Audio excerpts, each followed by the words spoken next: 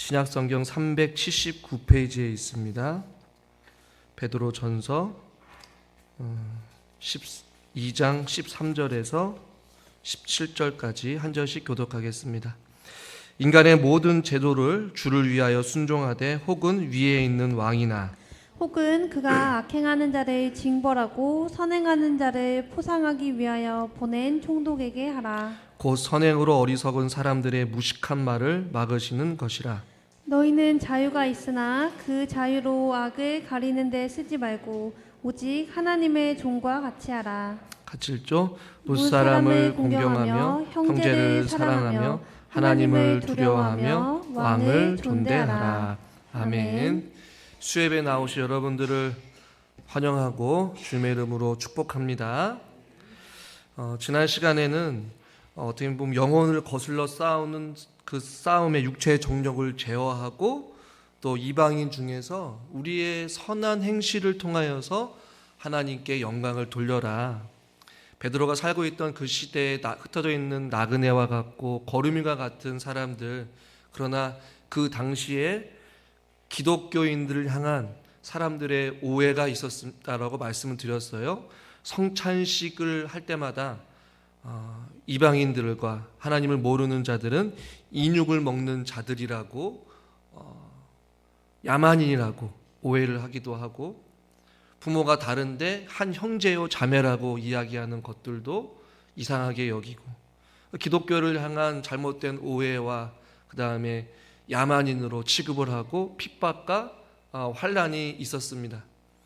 그러므로 나그네된 너희들이 이 땅 가운데 살아가면서 선한 행실을 통하여서 그들로 하여금 하나님의 영광을 보게 하고 너희들이 믿는 진리와 복음이 생명 되심을 너희들의 삶을 통하여서 드러내기를 소망한다라고 말씀을 드렸어요.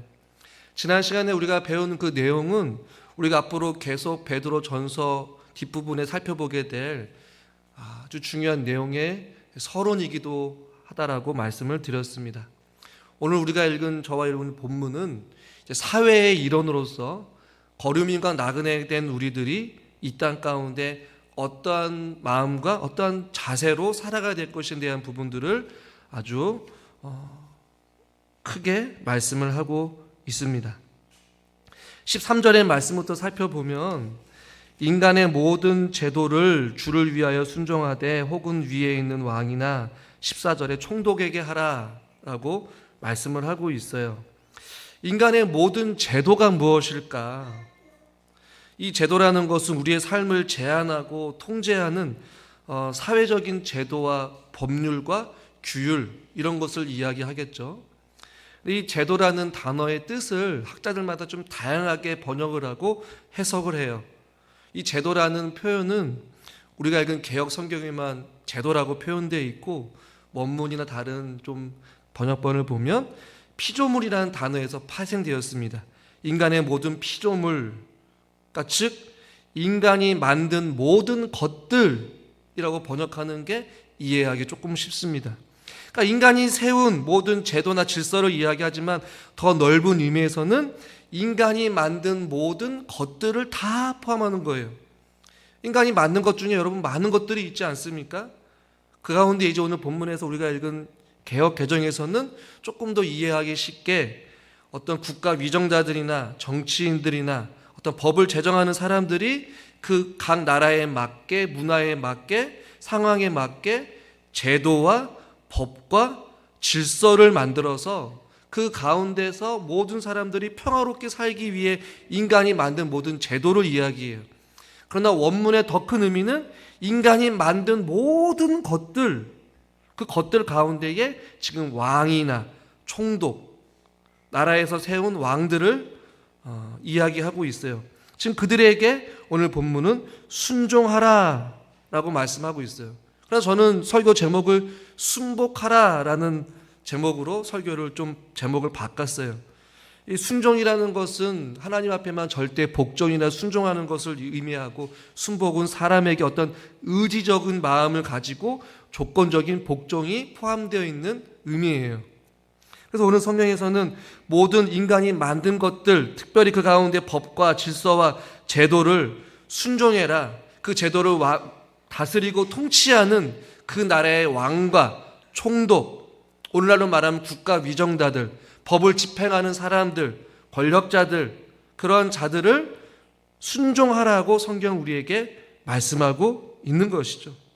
그러면서 그 제도나 그들이 만든 질서가 제대로 역할을 할 때 어떤 역할을 하느냐, 14절에 혹은 그가 악행하는 자를 징벌하고 선행하는 자를 포상하기 위해 보낸 총독. 그러니까 제도에는 악을 행하는 자들에게는 어떻게 되는 거예요? 벌을 받는 건 당연한 거고, 선행하는 사람들은 인정받고 칭찬받고 포상하는 것이 맞는 것이 가장 기본적인 사회에, 어떻게 보면 인간이 모여있는 공동체 안에 전 세계적으로 통용되고 있는 것 아니겠습니까? 어떤 나라가 잘못을 했을 때 그것을 내버려 두고 방관한 나라는 아마 없을 거예요. 악을 행하는 자는 벌하는 것이 맞고, 선을 행하는 사람은 포상하고 인정하고 칭찬하는 그런 어떠한 것들, 가장 기본적인 것을 이야기하죠. 그래서 오늘 성경은 모든 제도에 또 우리가 속한 나라의 법과 질서와 사회적 통념에 우리가 순종하며 살아가야 된다. 한 사람의 대한민국의 시민으로서 이렇게 적용해 보면 그럴 수 있다는 것이죠.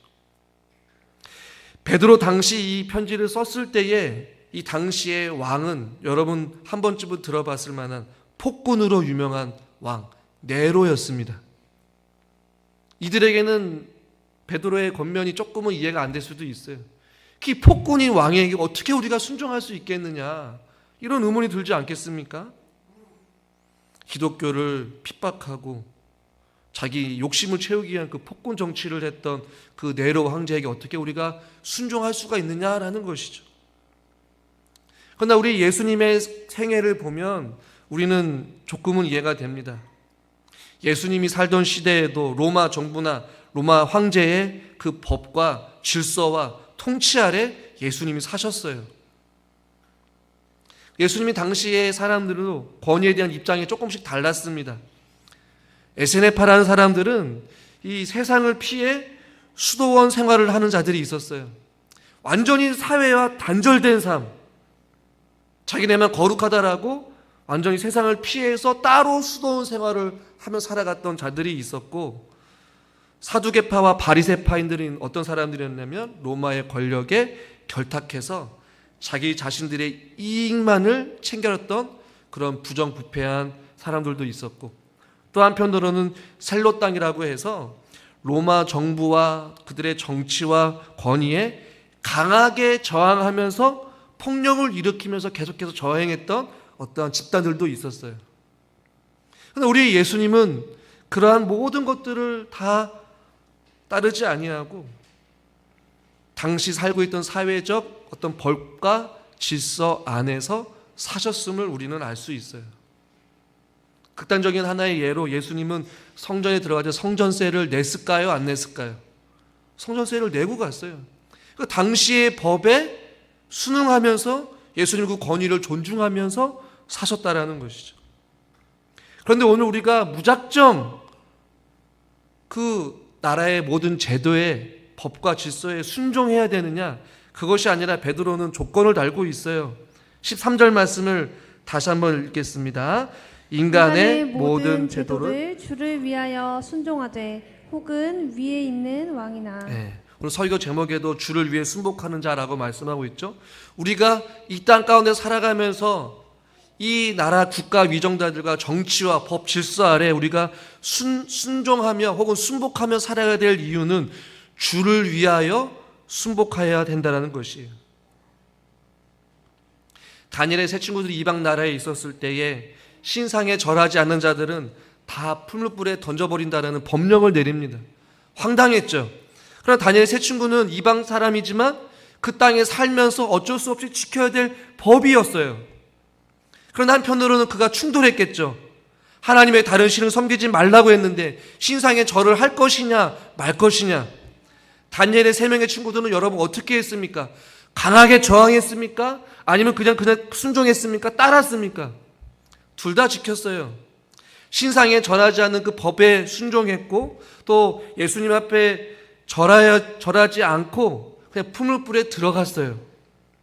풀무불에 들어감으로 왕의 권위에 순복하면서도 그들의 신앙의 믿음을 지켰던 자들이 바로 다니엘의 3명의 친구들이었습니다. 다윗은 어떻을까요? 자신을 죽이려고 했던 그 사울왕을 죽일 기회가 2번이나 있었습니다. 그러나 다윗은 사울을 죽이지 않아요. 왜 죽이지 않았을까요? 성경에는 그렇게 이야기해요. 사울의 권위에 순복하는 것이 사울에게 왕위의 권위를 주고 기름 부어 세운 왕이 바로 하나님이신 것을 알기에 하나님 뜻에 순종하는 것으로 생각하고 죽이지 않았어요. 그것을 바울은 동일한 맥락에서 로마서 13장 1절에 이렇게 말씀합니다. 같이 한번 읽죠. 각 사람은 위에 있는 권세들에게 복종하라. 권세는 하나님으로부터 나지 않음이 없나니 모든 권세는 다 하나님께서 정하신 바라. 모든 권세는 다 하나님으로부터 나와요. 그러니 다윗 역시도 사울을 죽일 기회가 있었지만 온전한 왕은 아니었지만 하나님께서 세우신 왕이었기 때문에 함부로 하지 않았다라는 것이에요. 우리는 주를 위해서 이 땅 가운데서 모든 제도에 순종해야 되는 자들인 줄 믿습니다. 사회 이론으로서 말이죠. 그러면서 다시 한번 또 오늘 성경은 선행에 대해서 이야기를 하고 있어요. 악한 이방인 중에서 행실을 통하여서 하나님께 영광을 돌리라고 말하면서 동일하게 15절에 오늘 본문에서 이렇게 말씀합니다. 15절 같이 한번 읽죠. 곧 선행으로 어리석은 사람들의 무식한 말을 막으시는 것이라. 개역 개정에만 빠져 있는데요. 영어 성경이나 원문을 보면 15절을 이렇게 번역을 해요. 선행을 통하여 어리석은 사람들의 무식한 말을 막으시는 것이 하나님의 뜻이기 때문에 너희들이 선행을 통하여서 하나님께 영광을 돌리고 무식한 말을 막아라라는 것이죠. 그러니까 무식한 말을 막으라는 얘기는 그들로 하여금 입을 다물게 해라, 침묵하게 하라는 얘기예요. 어김없이 이방 사람들은 그리스도인들은 자기밖에 모르고 독단적인 집단 행동을 하고 인육을 먹는 야만인들이야, 법과 질서를 통제해서 벗어난 자들이야 라고 이야기를 했기 때문에 너희들은 선행을 통하여서, 즉 그들 당시에 일어났던 모든 법과 질서와 제도 아래, 심지어 네로라는 그 폭군의 정치 아래 있어서도 너희들이 선행하고 순복함으로 말미암아 그들이 더 이상 하나님 있는 사람들이 야만인이거나 이기적인 종교 집단이거나 자기밖에 모르는 그러한 자들이 아님을 너희들이 삶 가운데서 보여주라는 것이에요. 디도서 3장 1절에 이런 말씀이 있습니다. 같이 한번 1절과 2절 읽죠. 너는 그들로 하여금 통치자들과 권세 잡은 자들에게 복종하며 순종하며 모든 선한 일 행하기를 준비하게 하며 아무도 비방하지 말며 다투지 말며 관용하며 범사의 온유함을 모든 사람에게 나타낼 것을 기억하게 하라. 통치자들과 권세 잡은 자들에게 복종하며 순종하며 모든 선한 일을 행하기를 준비하라는 것이에요. 그래서 범사의 온유함으로 모든 사람에게 그것을 보여주라는 것이에요. 더 이상 기독교가 자기밖에 모르는 이기적인 종교 집단이 아님을 보여주라는 것이죠. 비난받을 만한 행동을 하지 않고 선하게 행동하면 그들은 결국에는 침묵할 것이다. 그러므로 모든 제도에 순복하라 라고 말씀하는 거예요. 적절한 예화가 아닐 수도 있겠지만 우리는 코로나 시대를 보면 우리는 그것을 알 수 있죠. 코로나 때문에 많은 사람들이 고생과 아픔과 확진자들로 인하여서 어려움을 겪었어요. 그러나 있을 수 없는 나라의 어떠한 정치적인 제도, 각자 의견이 다르겠지만 그럼에도 불구하고 모든 종교 집단 모여서 예배하는 어떤 행위를 하지 못하게 했던 나라의 법령에 많은 교회들과 다른 종교들도 마찬가지로 그것을 따르기에 많이 지키기도 하고 노력하기도 했어요. 물론 그것을 거부하고 당당히 예배를 드리기도 했고요. 또 그 안에 확진자가 생겨서 또 다른 사람들에게 또 피해가 되는 그런 일들도 있었어요. 저희 교회도 뭐 장로님이랑 저랑 많은 고민이 있었지만 그래도 많은 고민 끝에 예배를 영상 예배로 대체하거나 뭐 좀 떨어져서 예배를 드리거나 나라에서 정해준 어떤 법령에 따라서 그 제도에 따라서 우리가 지키면서 예배를 드린 경험이 저희들 가운데도 있습니다. 사람들은요, 그 법과 질서를 지키지 않는 그러한 자들을 향해서 오히려 하나님의 영광을 가리울 수도 있기 때문에 때로는 우리가 순복해야 하는 마음도 있는 것이에요. 자, 베드로는 더 나아가서 이제 16절에 이런 말씀을 합니다. 16절도 같이 읽죠. 너희는 자유가 있으나 그 자유로운 악을 가리는 데 쓰지 말고 오직 하나님의 종과 같이 하라. 자유가 있어요. 그러나 그 자유로 악을 가리는 데 쓰지 말라는 것이에요. 그리고 하나님과 종과 같이 하나님을 섬기듯이 그렇게 순복하라는 것이에요. 루터가 그리스도인의 자유라는 책을 썼는데 그 책에 이런 내용이 있습니다. 그리스도인은 아무에게도 예속되지 않고 온전히 자유로운 상태에서 모든 것을 다스리는 주권자이며 또한 모두에게 예속된 상태에서 모두를 섬기는 충실한 종이다라는 것이. 하나님은 우리에게 자유를 주셨어요. 그리고 우리는 누구에게 예속되지 않고 온전히 자유로운 상태로 우리가 하고 싶은 대로 할 수 있는 자들입니다. 그러나 또 예속된 상태에서 모두를 섬기는 충실한 종이 되어야 된다라고 이야기하고 있어요. 그것이 참된 자유라는 것이에요. 악을 가리다라는 것은 악을 행하는 구실로 사용하지 말라는 것이에요. 이기적인 욕심을 통하여서 하나님의 영광을 가리우는 그런 잘못된 행실을 하지 말라는 것이에요. 우린 무엇이든지 할 수 있습니다. 그러나 그 자유를 악용하여서 하나님의 영광을 가리운 일이 있어서는 안 되는 것이에요. 반대로 이야기하면 우리는 자유를 악용할 수 있다는 것이에요. 세상의 제도와 권력을 무시하고 독단적으로 행동하는 삶을 통하여서 하나님과 교회가 비난을 받고 멸시를 당하는 그런 행동을 할 수 있다는 것이에요. 우리의 부도덕함, 우리의 불성실함, 사회적 관념과 통념에 입각하여서 관례적으로 불법을 행하는 사업자들, 덕이 안 되는 것이. 자유가 있어요. 아니 남들도 하는데요, 목사님. 아니 편법을 써서 하면 되죠. 악을 잘못 이용해서 얼마든지 우리는 할 수 있지만 그 자유를 악용해 하는 일에 악한 행실을 구실로 삼아서는 안 되는 것이. 베드로는 그것을 이야기하는 거예요. 그 당시 사회적 통념에서 얼마든지 불법을 행하고 관례적으로 문화적으로 남들도 하니까 그것이 아니라는 것이죠. 우리는 세상의 제도의 권력을 순복함으로 하나님의 백성으로서 하나님의 영광을 드러내는 그러한 선한 삶을 살아가야 되는 것이. 하나님의 종과 같이 순복함으로 세상의 모든 제도에 순종하라라는 것이죠. 순복의 대상을 그래서 마지막으로 베드로는 17절에 이렇게 말씀하고 있습니다. 우리 같이 한번 읽죠. 무사람을 공경하며 형제를 사랑하며 하나님을 두려워하며 왕을 존대하라. 이 17절 말씀이 조금 복잡한 구조로 되어 있어요.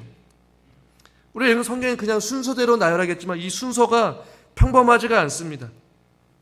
무사람이 나와요. 형제가 나와요. 하나님이 나와요. 마지막에 왕이 나와요. 보통 마지막에 중요하게 나와야 되는데 하나님 다음에 왕이 나옵니다.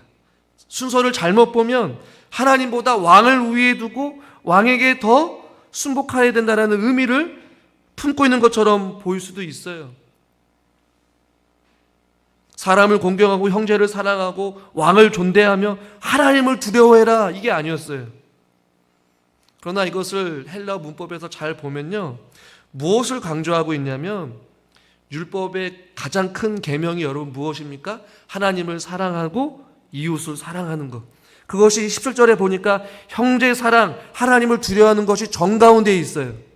그러니까 오늘 17절에 나오고 있는 이 대상 중에 베드로가 강조하고 있는 것은 하나님을 경외하고 또한 형제를 사랑하면서 그 가운데 무사람을 존경하고 사람 중에 또 국가의 권력자인 왕에게 존대하라, 이런 의미를 가지고 있어요. 공경하고 사랑하고 두려워하고 또 존대하라. 하나님을 두려워하고 형제를 사랑하는 것이 먼저예요. 그리고 모든 사람, 특별히 하나님께서 세우신 그 당시의 왕, 국가 위정자들, 정치인들, 종교 지도자들을 존대하라고 성경을 말씀하고 있는 것이죠. 모든 사람의 가치를 존중하며 적절한 존경을 보이라는 것이 하나님 믿는 저와 여러분들이 사회의 일원으로서 살아가야 될 순복의 마음인 줄 믿습니다. 그러나 이것을 말씀을 통해서 또 다른 면에서는 다루고 싶은데요, 우리가 절대로 순복하지 못하는 경우들이 있습니다. 어떤 경우냐? 오늘 본문을 빗대어서 말씀드리면 14절에 선 악을 행하는 자는 징벌하고 선행하는 자를 포상하기 위해 만든 제도예요. 그러나 반대로 선을 권하지 않고 또한 악을 벌하지 않을 때 우리는 순복할 수가 없는 것이죠.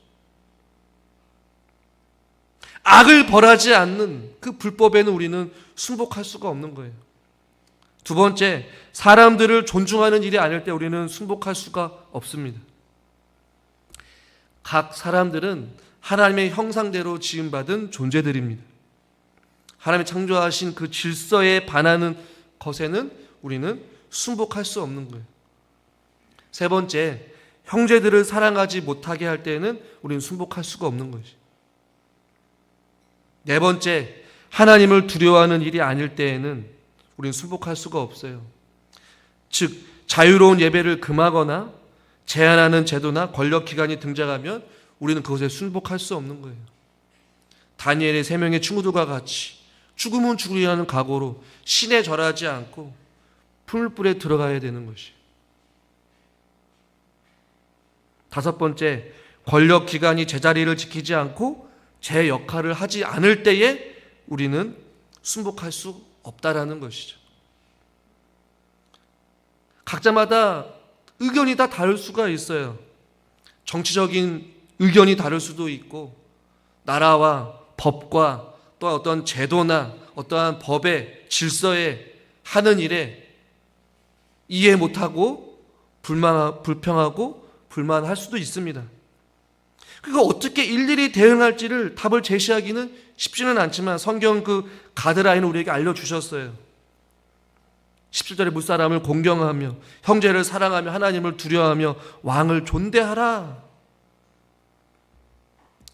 예를 들면 존 파이퍼 목사님이 목회를 할 당시에 미국 대통령이 취임하고 나서 이제 설교할 때 내용입니다. 그 대통령이 누군지 말씀을 못 드리지만 그 미국 대통령이 낙태를 반대하는 사람이었대요. 낙태를 찬성하는 대통령이었대요. 죄송해요. 그러니까 낙태를 반대하는 그리스도인 성경적인 관점에서 낙태를 찬성하는 대통령을 어떻게 존중해야 되는가, 그 목사님도 고민이었다는 것이, 그 분노와 안타까운 마음이 있었다는 것이죠. 그러니까 설교 시간에 낙태를 반대하는 우리들이 낙태를 찬성하는 대통령을 위해 어떻게 할 수 있습니까? 이런 질문을 던졌다는 것이죠. 그렇다고 우리가 전혀 분노하지 말고 가만히 있고 무조건 순복하고 따르라는 것이 아니에요. 생각에 동의하지 않더라도 하나님 있는 그리스도인들이 저속하고 경솔하고 모욕적인 언사를 사용해서 하나님께서 세우신 권세 앞에 세우신 그 사람들을 향해 비웃지 말고 그 문제를 도덕적, 사회적, 성경적 관점에서 진지하게 그것을 바라볼 수 있는 관점과 또 그것을 위해 기도할 수 있는 자세를 가지고 살아가야 되는 것이, 그리스도인들이 사회에서 허용되는 방식 안에서 저항할 수 있다는 것이, 복종적인 태도를 유지하되 그러나 성경에 반하는 것은 우리가 반드시 저항할 수 있다는 것이죠. 그것은 굉장히 쉽지 않은 문제이기도 합니다. 그래서 오늘 성경은 하나님께서 세우신 그 권위 앞에 순복하라고 우리에게 권면하고 있는 것이죠. 사랑하는 성도 여러분, 하나님께서 세우신 이 나라, 우리 위해 기도해야 합니다.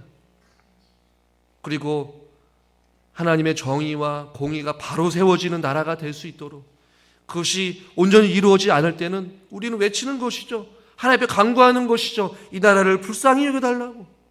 하나님을 두려워하는 마음들을 저들에게 주시고, 정직한 마음과 온유함과 또 두렵고 떨림으로 인간을 존중하고 법과 질서가 바르게 설 수 있도록 위해서 우리는 바른 성경적인 관점에서 국가 위정자들과 이 나라와 민족을 위해 우리는 기도해야 되는 것이. 그러나 베드로는 그렇다고 공격적으로 하라는 것이 아닙니다. 사회에 의해 적용되는, 저항되는 그 안의 방식 안에서 순복하는 태도를 유지하면서 하라고 말씀하고 있는 것이. 절대적인 순복을 이야기하는 것은 아닙니다. 그렇지만 반대로 그것을 통하여서 하나님의 영광을 가리워서는 또 안 되는 것이, 그렇기 때문에 쉽지가 않은 것이에요.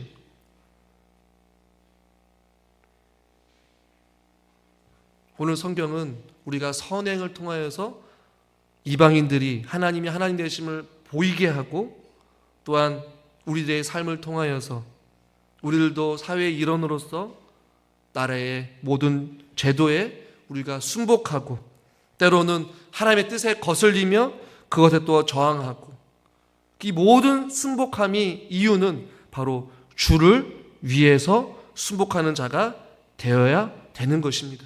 우리의 신앙의 순결은 지키고, 또한 한편으로 하나님의 정의와 공의가 이 땅 가운데 새로워져서 하나님 나라가 이루어지는 그날까지 하나님 믿는 사람들은 선행을 통하여서 하나님의 영광을 드러내고 그리스도인으로서 하나님의 뜻에 순복하는 자들이 먼저 되어야 될 줄 믿습니다. 기도하겠습니다.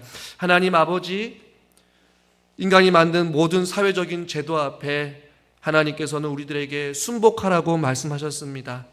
모든 권위와 권능이 하나님께로부터 온 것임을 우리가 알기에 우리는 주를 위하여서, 주님의 영광을 위하여서 이 땅 가운데 살아가면서 선행을 통하여서 하나님의 하나님 되심을 드러나게 하여 주시옵시고, 하나님께서 세우신 이 나라 위에 하나님 나라가 온전히 이루어지기 위하여서 저희들을 불러주신 줄 믿습니다. 저희들이 먼저 정의를 행하고 공의를 행하며 하나님을 두려워하며 이 땅 가운데 공의가 바로 설 수 있도록, 정의가 바로 세워질 수 있도록 저희들이 먼저 주님 앞에 순복하게 하여 주시고, 법과 질서 안에서 저희들이 신실하고 정직하게 살아가는 자들이 되기를 간절히 소망합니다. 우리에게 무한한 자유가 있지만 그 자유가 아버지 하나님 악을 행하는 데 쓰여지지 않게 하여 주시옵시고, 사회적 관념과 통념과 관례적으로 행하는 불법을 우리가 동일하게 행하면서 하나님의 영광을 가리우지 않게 하여 주시고, 우리가 어떠한 상황 속에서도 정직함으로, 또한 순결함으로, 또한 온유함으로, 겸손함으로 선행을 향하며 하나님의 영광을 드러내며 순복할 수 있는 믿음의 사람들 되게 하여 주시옵소서. 하나님 간절히 바라옵고 원하옵기는 전 세계적으로 또 전쟁의 위협이 있고 이 나라 민족에도 정치, 경제, 모든 사회 전반에 이르기까지 하나님 이 나라를 주님께서 붙잡아 주실 줄 믿습니다. 하나님께서 세우신 국가 위정자들이 하나님을 두려워하게 하여 주시옵시고, 이 땅 가운데 하나님의 정의와 공의가 강같이 흘러넘치는 나라가 되게 하여 주셔서 모든 사람들이 하나님을 찬양하며 경배하는 그 날이 속히 오기를 간절히 기대하며, 하나님 이 땅 고쳐주시옵시고 하나님의 사랑으로, 하나님의 정의와 공의로 다스리시고 통치하여 주시옵소서. 우리가 할 수 있는 것은 나라와 민족을 위해 기도할 수만 하는 것밖에 없사오니 주여 이 나라 불쌍히 여겨 주시옵시고 주의 긍휼과 자비로 아버지 하나님 회복시켜 주시옵시고 고쳐 주시옵소서. 예수님의 이름으로 간절히 기도드리옵나이다. 아멘.